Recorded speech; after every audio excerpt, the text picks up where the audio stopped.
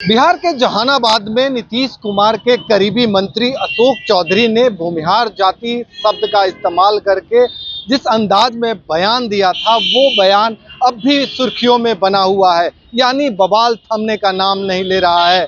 लगातार जेडीयू की तरफ से भी सफाई दी गई और आरजेडी भी चुटकी लेने में कोई कोर कसर नहीं छोड़ी है। इसके बावजूद जेडीयू में भूमिहार जाति से जुड़े लोग इसे अपमान बना रहे हैं और पटना के सड़कों पे आप तस्वीरों में साफ तौर पे देख सकते हैं कि पोस्टर के जरिए अशोक चौधरी पर निशाना साधा गया है। इस तस्वीर में साफ तौर पे देखिए कि पुरुषोत्तम राज राष्ट्रीय प्रवक्ता स्वर्ण सेना के हैं। इन्होंने एक पोस्टर लगाया है और इस पोस्टर के जरिए अशोक चौधरी को रावण बताया गया है और ऊपर में जो बातें लिखी है कि एनडीए को वोट भी दे भूमिहार और अपमान भी भूमिहार, दोनों संभव नहीं।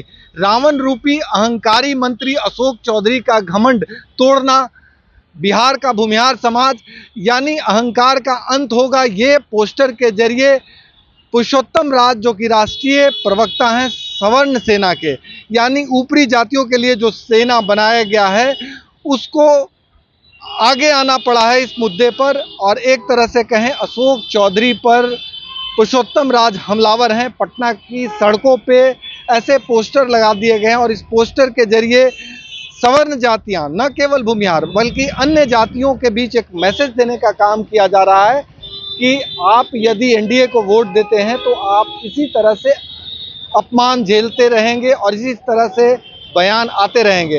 हालांकि इस बाबत राज्य के वरिष्ठ मंत्री और नेता विजय चौधरी का बयान आया है।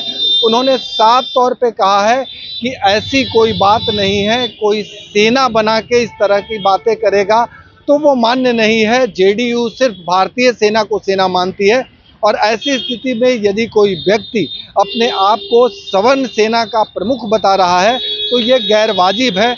जहां तक अशोक चौधरी के बयान के खिलाफ जेडीयू की बात करे तो अपनी स्थिति स्पष्ट जेडीयू कर चुकी है और इस बाबत मुख्य प्रवक्ता नीरज कुमार भी बयान दे चुके हैं।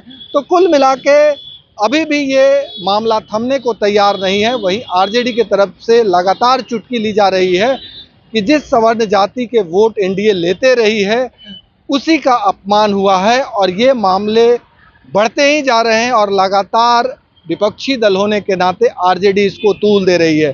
वहीं जेडीयू की ये लगातार कोशिश हो रही है कि इस बयान का पटाक्षेप हो, लेकिन इस पोस्टर के आ जाने के बाद एक बार फिर से ये बयान सुर्खियों में है और अशोक चौधरी कटघरे में खड़े हैं। सहयोगी कैमरामैन राकेश के साथ भारत एक्सप्रेस के लिए पटना से आशुतोष कुमार।